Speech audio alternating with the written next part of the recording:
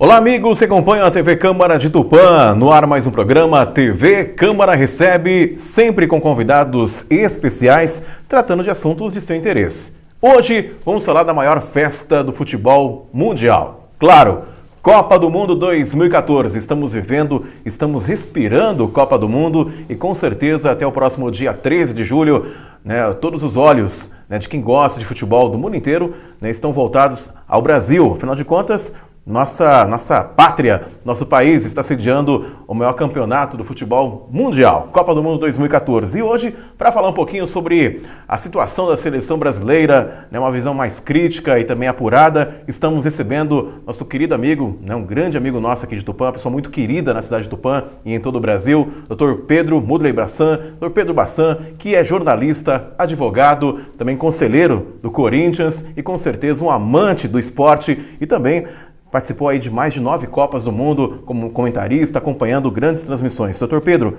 uma honra recebê-lo aqui na TV Câmara de Tupã, e com certeza abrilhantando este programa, falando sobre Copa do Mundo 2014. Seja bem-vindo, doutor Pedro. Glaucio, eu retribuo com as mesmas palavras também a sua saudação e o telespectador sabe que é mais pelo coração generoso do Glaucio do que pelos meus méritos. E a honra é muito grande participar mais uma vez aqui da TV Câmara, essa televisão aqui hoje aberta e sendo prestigiada por toda a população da nossa região e não somente de Tupã. Inicialmente, muito obrigado pelo convite. Doutor Pedro, 64 anos, 10 meses e 29 dias, para ser mais exato, para que pudéssemos receber uma Copa do Mundo aqui novamente, depois da Copa de 50. E tivemos um bom início. Vamos falar um pouquinho, analisar principalmente os primeiros jogos da seleção.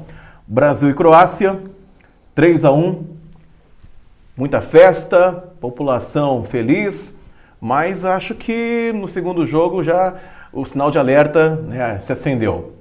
O que o senhor, uma avaliação primeira sobre o jogo Brasil e Croácia, o que é a visão do senhor? Eu penso o seguinte, que já do primeiro jogo nós tivemos aí uma certa insatisfação.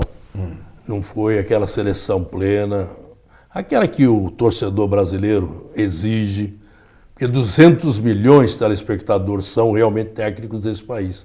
Então a maioria conhece, a maioria sabe, todo mundo procura realmente ficar de olho na nossa seleção e, lamentavelmente, não foi aquele resultado esperado, pelo menos psicologicamente. Sim. Mas nos deu, assim, um certo grau de esperança, que podia melhorar. A estreia sempre é preocupante. Você lembra o primeiro dia que você veio trabalhar na televisão, como você se comportou, primeiro dia que você trabalhou em rádio. Tudo é, de certa forma, uma experiência nova e você acaba ficando nervoso e desempenhando na plenitude da sua capacidade, da sua vocação, aquilo que você pretendia. Tanto é que até o Dernival ele vai inserir para a gente agora algumas imagens, inclusive, do vídeo do Brasil e Croácia. O primeiro lance, na verdade, foi o gol contra do Marcelo, pelo nervosismo. E eu até levantei um dado importante aqui. O Brasil jamais havia feito um gol contra em 19 edições da Copa do Mundo, quer dizer... Mas eu tenho a impressão que nenhum país fez, viu, Glaucio? Então... E ele foi o que... Ele vai ficar marcado para a história. Então... Não só do Brasil, quanto do mundo, na história que nós vamos colecionar no longo dos anos das Copas do Mundo. Ninguém pode falar que ele não... a menor dúvida. Ninguém pode falar que ele não foi o primeiro jogador a fazer o gol da Com certeza. do Mundo 2014. Não conseguiu fazer gol, mas pelo menos... Só não foi mais bonito, porque foi contra, mas fez um gol, sim. Mas agora, doutor, falando novamente sobre a seleção, no segundo jogo agora contra o México, nessa semana, realmente o goleiro do México, que realmente não era a bola da vez, não tinha tanta expectativa em cima desse goleiro, fez a diferença e realmente deu trabalho à seleção brasileira, inclusive mostrando que realmente o reflexo dele está bem apurado, e fez a diferença, Na verdade, tivemos aí boas tentativas de gol nesse jogo contra o México, mas o Ochoa realmente deu trabalho. Ochoa, para que o telespectador tenha uma ideia, hoje ele está desempregado. Ele estava disputando o campeonato francês, o time que ele jogava foi rebaixado e ele está sem clube. Aliás, até estão falando por aí que o time do meu querido Norival Manfio vai contratá-lo, que é o Palmeiras, né? Agora não sei se o Palmeiras também vai ter cacife para contratar.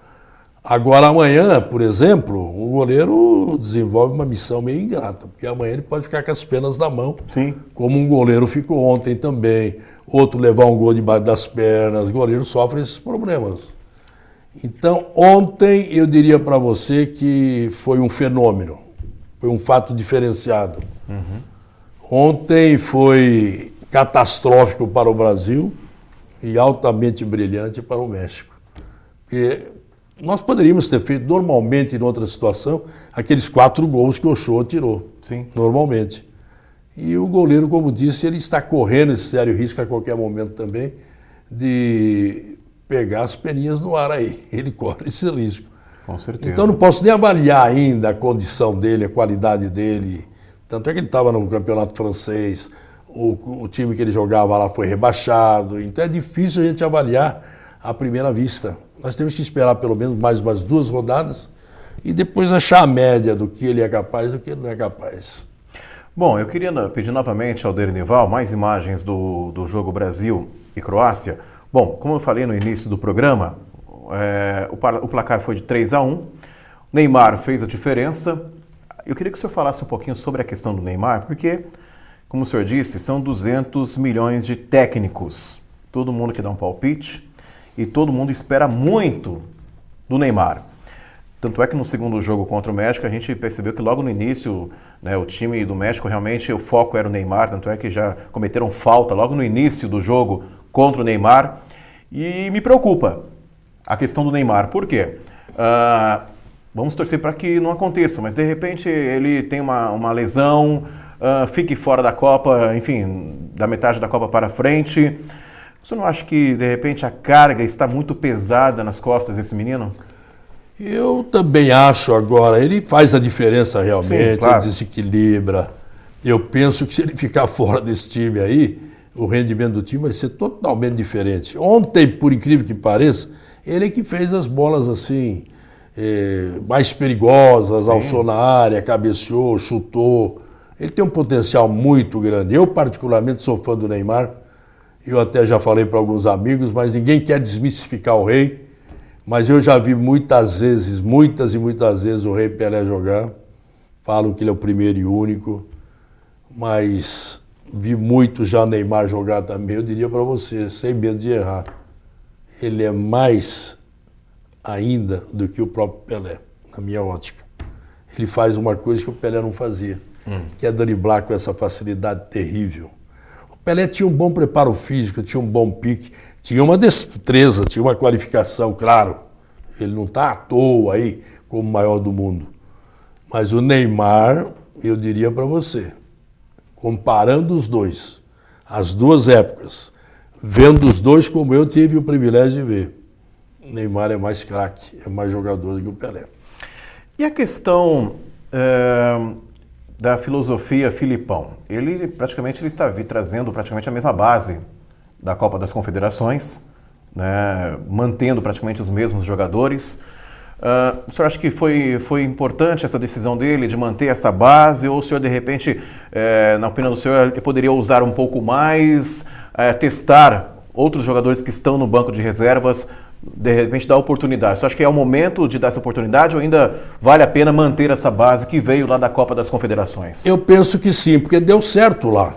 Lá nós somos campeões. E agora aqui também tem que dar certo. Agora nós temos que levar em conta que tem jogadores lá de um ano atrás foi uma coisa, hoje está sendo outra. Isso muda muito com o tempo. Então está claudicando ainda hoje, e foi só a segunda rodada ainda, se nós conseguirmos ultrapassar mais uma fase e chegarmos até a quarta, Glaucio, eu acredito que já vai dar para ter uma ideia nítida de que faltou exatamente um tempo suficiente para se preparar melhor. Os jogadores foram convocados muito próximos aí realmente da realização, não tiveram tempo para se reencontrarem, mas é de boa qualidade. Eu diria para você que estaria desenvolvendo um futebol que foi desenvolvido em 1982, nas mãos do Tele Santana, 1986, eu diria até de 1970. Em 94 nós fomos campeões lá nos Estados Unidos, mas foi através da cobrança de pênalti. E o time também não era tão bom. Eu, quando cheguei no primeiro jogo do Brasil, que eu fui nas finais, assisti 3 jogos, foram inicialmente em Dallas, lá no Cotton Bowl. E você lembra que nós ganhamos da Holanda 3-2 daquele gol do Branco lá. Inclusive eu me encontro sempre com o Branco no Corinthians, e a gente comenta muito desse gol que ele fez lá. Foi a salvação da lavoura do Brasil. Era um time brilhante? Não era. Mas, no entanto, fez o suficiente, não sei se pela deficiência dos concorrentes, dos demais times, mas o Brasil chegou lá. E graças também a um cidadão chamado Roberto Baggio, que teve a ousadia, para nosso benefício, de perder aquele pênalti lá. E nós termos feito o Tafarel jogando muito. Ainda falando sobre o time do Brasil, doutor, tivemos aí, por exemplo, nesse segundo jogo contra o México, o desfalque, não tivemos o Hulk em campo. Alguns críticos esportivos disseram que com a falta dele em campo, o Brasil perdeu com isso, porque ele realmente criava, além de ter um desempenho diferenciado, ele fez a diferença no sentido assim, de deixar algumas lacunas e com a falta dele em campo, não criou-se mais oportunidades. O senhor acha que devido à ausência dele no jogo contra o México... Isso... Não, eu me permito divergir, porque uma andorinha sozinha não faz o verão, como nós sabemos. É um bom jogador, está correndo bem, tem um excelente preparo físico. É que ontem a estratégia não deu certo. Ontem você pode lembrar do jogo em si, que nós não tínhamos um tipo de jogo. Ontem nós não tínhamos esquema de jogo. Cada um corria atrás do adversário e corria atrás da bola. Não estava esquematizado, como a Croácia fez, por exemplo. Colocou 2 linhas de defesa, segurando as entradas, não permitindo as entradas. Ontem não. E o meio de campo nós perdíamos todas as jogadas. Eu vejo uma certa deficiência, embora corintiano, que sempre jogou muito bem, e foi, graças a essa sua participação no Corinthians, levado para o futebol inglês. Paulinho, um grande jogador, mas nem acertou contra a Croácia e nem também contra o México agora. Então me preocupa. Teríamos algum substituto também para Paulinho? Paulinho pode melhorar daqui para frente? E assim por diante. Então é um ponto assim de deficiência da seleção, mas não sozinho a saída, vamos dizer, do Hulk. E o Filipão fez muito bem, porque você também já jogou bola, todos nós que jogamos. Eu joguei bola como sendo a bola. Pois porque eu não tenho porte físico para ser jogador. Tá certo. Só se eu for a bola do jogo. Brincadeira. Mas então, o problema reside exatamente nesse aspecto, né? Quer dizer, nós precisamos saber se ele voltando ontem não teria degenerado ainda mais a sua lesão. Essa fisgadinha aí, ela a única coisa que cura exclusivamente, e os atletas que estão me ouvindo sabem, é o descanso. Sim. E às vezes um descanso de 2 dias não é o suficiente. Então, por cautela, ele queria jogar, eu vi a declaração dele. Eu quero jogar, eu quero ir, eu amo a pátria, vou defender o Brasil. Mas não é por aí, ele entraria mais 10 minutos, estaria fora de novo. Aí o prejuízo seria muito maior. Então foi melhor preservá-lo e esperar para o próximo jogo, talvez já seria uma boa. Bom, doutor Pedro, queria aproveitar a oportunidade e falar sobre algumas seleções. Tivemos aí a Alemanha, que teve um ótimo início na Copa do Mundo, a Argentina também fazendo sua tarefa, né, a sua lição de casa, Messi é um medo permanente. Tivemos aí algumas zebras aí logo no início da Copa do Mundo. Qual que é a avaliação do senhor sobre essas seleções?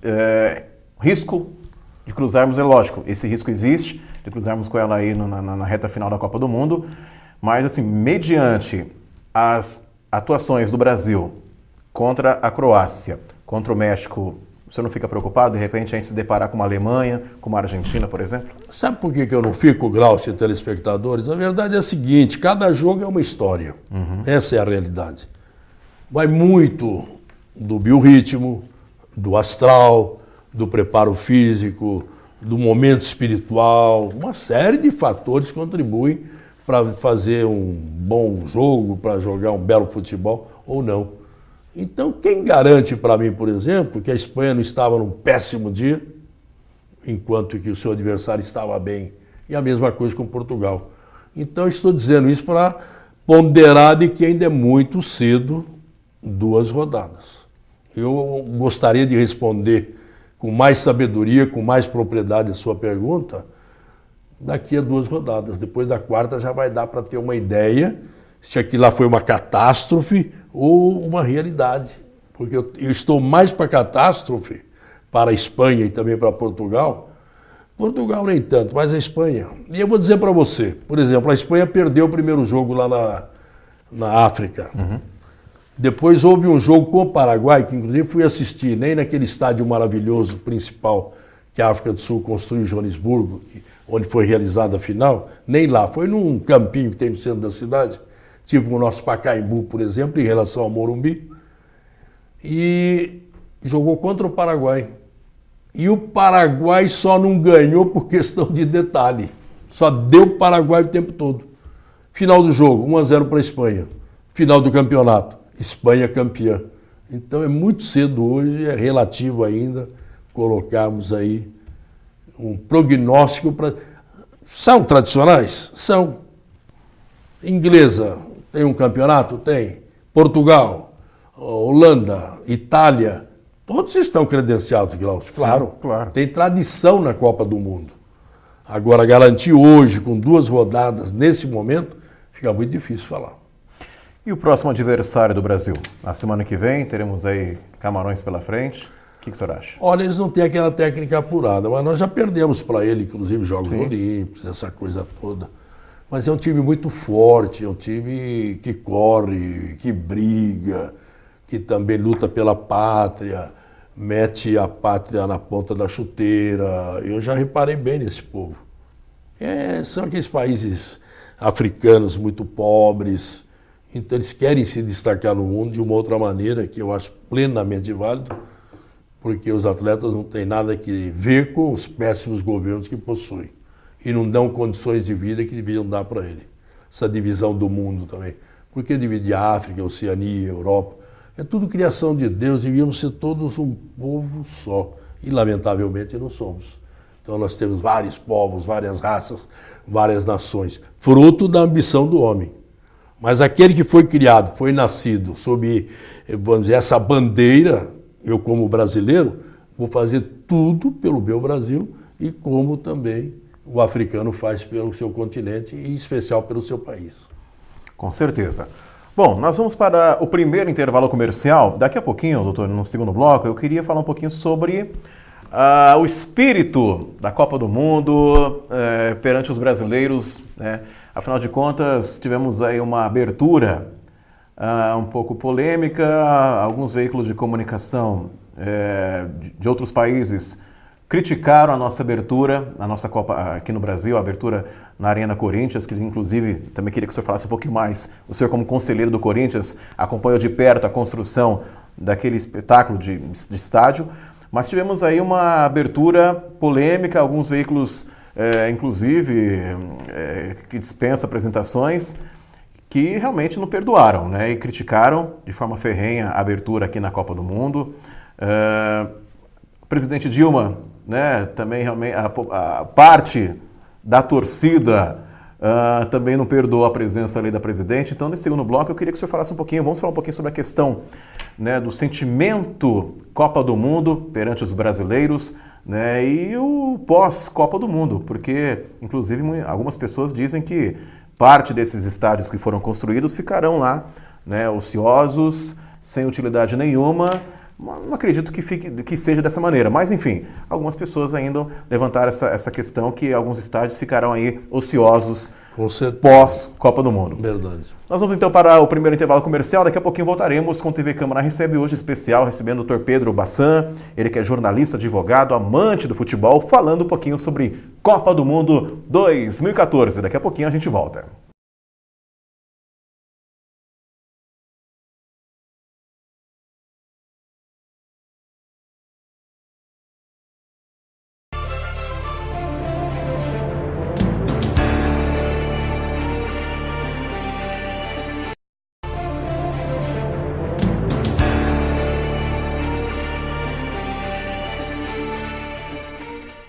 Estamos de volta, segundo bloco, o programa TV Câmara recebe, hoje falando sobre Copa do Mundo 2014 e hoje recebendo o Dr. Pedro Bassan, que entende muito de futebol, um grande jornalista, advogado, uma pessoa muito querida em nossa cidade, na região e também no Brasil. Bom, Dr. Pedro, tivemos aí a abertura da Copa no último dia 12, a maioria das pessoas esqueceram do Dia dos Namorados, tudo o foco era realmente Copa do Mundo. Mas tivemos aí uma abertura valorizando bastante as danças típicas do Brasil, as várias culturas, nos vários estados, mas a imprensa internacional, parte dela não perdoou, criticou de forma ferrenha a nossa abertura da Copa do Mundo. E também parte da torcida também não deixou passar em branco a questão da presença da presidente Dilma Rousseff na abertura. Vamos falar um pouquinho mais agora, voltar à questão da política. Também acompanhamos algumas situações, alguns protestos que aconteceram em algumas capitais no Brasil e realmente eu confesso, como brasileiro, que eu estava um pouco preocupado com esses protestos. Por quê? Muitos turistas, o Ministério do Turismo apresentou um dado onde o Brasil espera receber mais de 600 mil turistas, isso é um número significativo, e a minha preocupação é a imagem que eles vão levar do Brasil. Eu penso o seguinte, e também divirjo de quem falou que não foi bonito. Eu prefiro ficar sempre com aquilo que traz benefício do que prejuízo. Sim. Eu ouvi críticas de ambos os lados, mas a maioria das críticas que eu ouvi que foi um sucesso. Eu não assisti, mas olha, alguns comentaristas esportivos que assistiram, alguns culturais e artísticos disseram que foi um espetáculo maravilhoso. Eu gostei, confesso que eu gostei. Você é um exemplo típico. Então, nem todos ao mesmo tempo gostam da Madalena, outros gostam da Missalena. É questão de gosto. Aí nós temos que respeitar. Agora, com relação, por exemplo, à presença da Dilma, eu acho que tudo bem, ela deve comparecer, ela é presidente da República, todas as tradições marcam isso no mundo inteiro, em todas as Copas, mas ela está se aproveitando bastante em função do ano eleitoral que estamos vivendo. Sim. Eu tenho percebido isso. E hoje o povo está padecendo, está sofrendo um pouco. Agora de manhã, conversando com os amigos, comerciantes, olha, depois que iniciou a Copa, nosso comércio parou, está terrível, o nosso caixa, estamos encontrando muitas dificuldades, ninguém está comprando absolutamente nada, por conseguinte, ninguém está vendendo nada. Então, o descontentamento hoje existe, claro. Mas aí também, geralmente ocorre com aquelas pessoas que não têm uma vida equilibrada, Glaucio. Porque se vier crise ou não vier crise, se muda a moeda, se não muda, quem tem, tem e acabou, não acontece nada. Porque se você tem 1 milhão, por exemplo, de reais, para que você precisa mais de 1 milhão de reais? Falar que tem 10 milhões ou que tem 100 milhões? Se é altamente suficiente você ter uma vida nababesca com 100 milhões, ou com 1 milhão em vez dos 100 milhões. Aliás, 100 milhões você tem que se preocupar com ladrões, o que os bancos vão fazer com o meu dinheiro e assim por diante. Então eu penso que nessa quadra da coisa, o interesse político é prevalente ao interesse patriótico. A Dilma foi lá representando o país, como também veio a chanceler da Alemanha e outros países vieram, do Equador, que eu vi, do Paraguai, da própria Bolívia, que nem disputando não está. Então é um evento que marca o mundo inteiro, é impressionante a Copa do Mundo. E para nós brasileiros é uma honra muito grande. Eu confesso para você que quando a Copa do Mundo existe, ou aqui ou fora, você estando aqui no Brasil, você vive esse espírito de Copa. Então você se prepara, você vai para casa, reúne amigos, faz aquela pipoca, faz aquele churrasco, assiste o jogo gostosamente. E quando você está lá, por exemplo, na própria Copa, você já não tem esse mesmo ânimo, você não tem esse mesmo brilhantismo, vamos dizer, do que ocorre quando você está aqui e os jogos são fora. Aquele jogo com a Itália, por exemplo, em 94, lá no Rosenball, lá em Pasadena, lá lá em Los Angeles, eu vou ser sincero para você, depois que o Brasil ganhou, eu gostaria que tivesse perdido. que eu olhei para trás, atrás de mim, estava bem na linha da cobrança dos penais. Onde eu estava a 30 metros, porque lá também não tem alambrado, os campos lá não tem alambrado. Então, você vê tudo. Eu estava a 30 metros do campo e vendo as batidas na minha frente. Aí, quando nós ganhamos, eu olhei para trás, tinha uns 15, 20 meninos ali, de 10 a 15 anos, assim, os adolescentes, todos chorando, eram os italianos porque perderam a Copa. Aí eu me lembrei, em 1978, quando a Argentina ganhou a Copa, mas porque o Peru, do senhor Marcos Calderón, até morreu naquele acidente do Alianza e morreram vários atletas daquela época, eles entregaram o jogo para a Argentina por 7-1, um dia antes do nosso jogo. E o meu filho, naquela altura, ele nasceu em 72, 78, tinha 6 anos, ele chorou durante 3 dias, dias e noite. Então, para dizer para você que eu estando lá, vendo o Brasil ser campeão, não sentia aquela emoção, eu queria até que tivesse perdido para alegrar aquela molecada, só de lembrar a tristeza que meu filho passou quando o Peru aprontou com a gente lá, favorecendo a Argentina. Não tem aquela mesma emoção, viu, Glaucio? Claro que não. Tanto é, né, doutor, que estamos acompanhando aí pelas transmissões, pelos canais de TV, apesar dessas manifestações, desses protestos que estão acontecendo, alguns protestos que estão acontecendo em algumas capitais, a grande maioria da população brasileira está apoiando, está torcendo pela nossa seleção, até porque estamos recebendo, nós pleiteamos tanto, né, sediar uma Copa do Mundo, que assim que o Brasil foi sorteado, foi escolhido, motivo de orgulho para todos nós. É lógico, a responsabilidade é grande, muito grande, mas percebemos inclusive nas aberturas dos jogos, a emoção. Eu confesso, eu estava assistindo o jogo e eu me emocionei também, porque acaba ali, né, aquele trecho que já é estipulado aqui na gravação, mas depois a população inteira, o Brasil inteiro, as capitais, o estádio, todo mundo cantando a capela do nosso hino nacional, realmente é uma coisa de emocionar. E eu acho que é importante esse espírito, sabe? Eu acho que, apesar de, como eu disse, algumas pessoas, a maioria delas maldosas, dizer que esses estádios ficarão ociosos depois da Copa, elefantes brancos.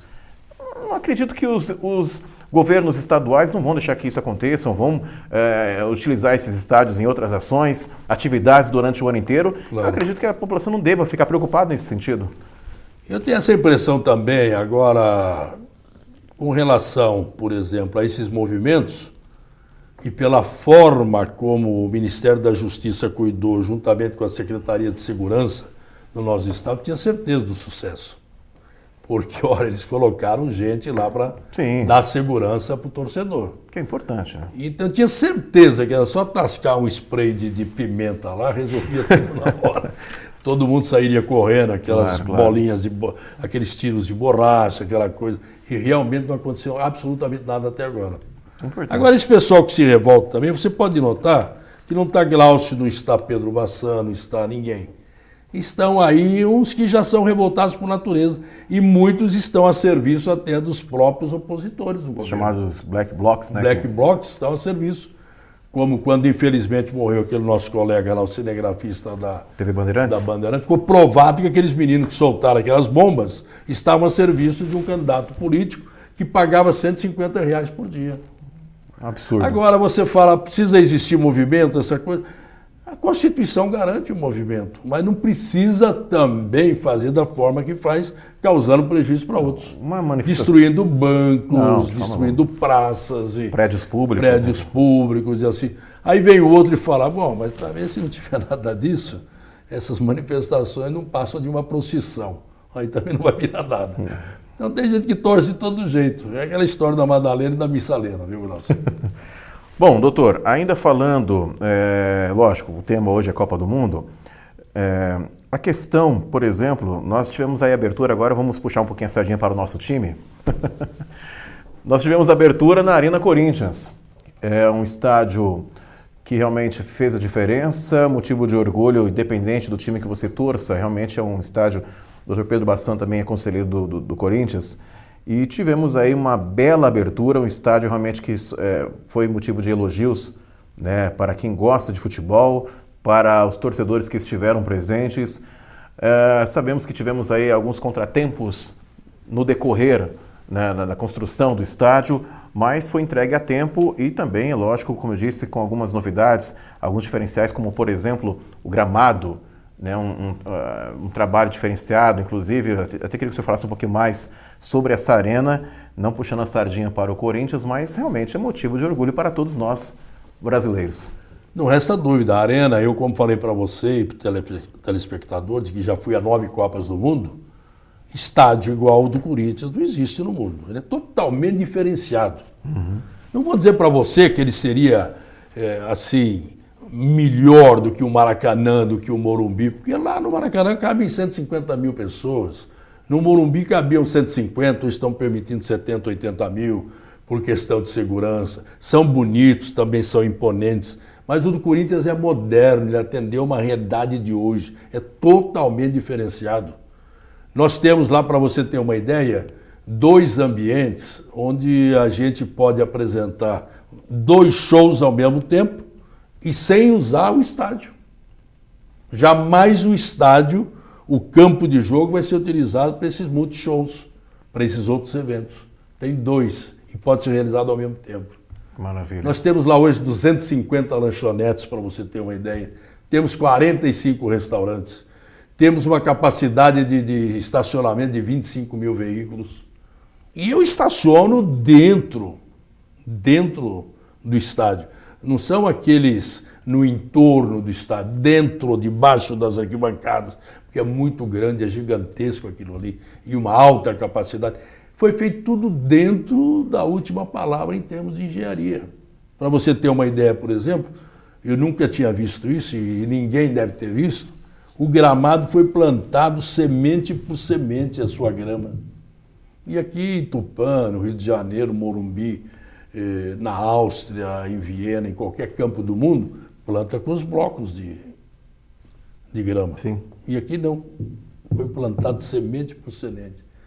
E o tempo todo úmido, não tem como, vamos dizer, vindo estiagem ou não, essa grama se tornar amarela, ela morrer, não ter estádio, ter que refazer. E tem um processo de irrigação automatizado. É um processo automaticamente realizado e você não percebe porque ele está embaixo. Aí, como eu disse, motivo de orgulho para todos que gostam de futebol. Para o Brasil, eu diria. Claro, com certeza. É motivo de orgulho, como eu disse. Agora também vamos ser também honestos e pela mesma democracia da palavra, claro. Nós dois como corintianos, o Parque Antártico também está ficando muito Sim, bonito. Com certeza. Vai ser uma grande cancha também, atendendo à realidade moderna. O W3 lá, que está fazendo a construção daquele, está fazendo um trabalho gigante. Claro que não vai ter a mesma capacidade, não vai ter toda essa estrutura, porque lá nós temos espaço lá no Itaquera. E aqui no Palmeiras nós sabemos que é limitado. Quem já foi ali na Água Branca sabe a capacidade, vamos dizer, física do local em relação ao Itaquera. Mas está muito bonito também o campo do Palmeiras. Não tenho dúvida quanto a isso. Doutor, já estamos praticamente na reta final do programa, mas é claro que eu não poderia deixar de falar também, aproveitando, já que estamos falando de Copa do Mundo, o senhor como jornalista acompanha de perto, também apresenta programas e também transmissões esportivas na Rádio Tupã, AM, um abraço aí para toda a equipe da Rádio Tupã, o Juan, o Gabi, enfim, o Ananias, toda a equipe, família Rádio Tupã, grandes amigos nossos também. E com certeza, o senhor como um grande jornalista também, como o senhor disse, já esteve presente em 9 Copas do Mundo. Exatamente. E esse ano temos aí uma transmissão também, as emissoras de TV, emissoras de rádio apostando alto na transmissão.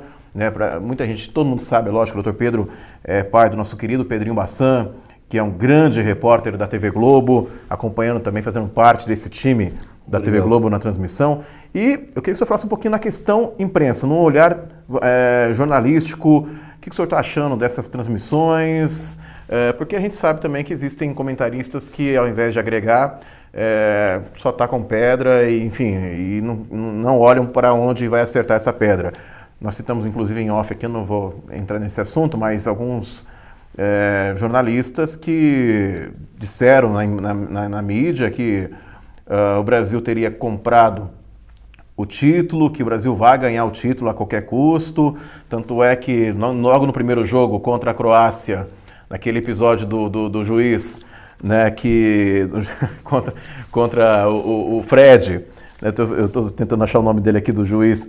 Yushi Nishimura, do Japão. Exatamente. Né, já disseram que começou ali. Né, a compra do título começou por ali, dando um pênalti que não existiu. Qual que é a visão do senhor aí na questão do trabalho jornalístico das emissoras de rádio e TV nessa Copa do Mundo? Mas aí, com relação ao árbitro agora, eu quero dizer o seguinte, ele nos prejudicou e muito lá na África do Sul, Sim. contra a Holanda, por exemplo. Chegou até a expulsar um jogador nosso. Ele não foi legal lá. Então, houve gente, para você ver como é que são as coisas, como a língua, às vezes, ela ultrapassa até os limites. Não cabe na boca, né? Não cabe na boca. E uma língua 2 centímetros é capaz de derrubar um homem 2 metros de altura, precisa tomar cuidado. Então, falou-se que ele estava compensando aquele erro. Está visitando o Brasil, país maravilhoso. Eu quero agradecer isso tudo, essa minha vinda para cá. E os croatas reclamaram. Na hora da marcação do pênalti. Quase pegaram ele de jeito. Os dirigentes reclamaram dizendo, cartas marcadas, preparando para o Brasil ser campeão. Não é verdade, eu não acredito nisso. Eu não acredito. Há muita corrupção nesse âmbito todo que nós sabemos, mas a esse ponto aqui vai ser jogado dentro do campo. Essa é a realidade e eu tenho certeza absoluta. Porque seria muito fácil levássemos a esse critério. Não seria fácil. Quantas bolas não foram na área do México? O árbitro não podia ter apontado a marca da cal?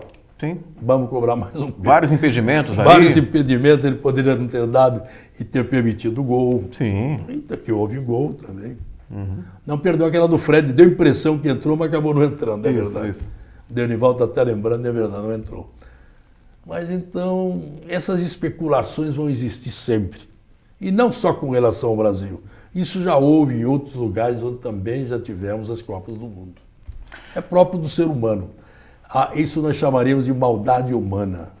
Mas aquela imprensa isenta, aquela imprensa justa, imparcial, honesta e imparcial, essa retrata com fidelidade. Por isso que o telespectador tem que saber escolher também aonde ouvir ou onde ver uma transmissão de futebol.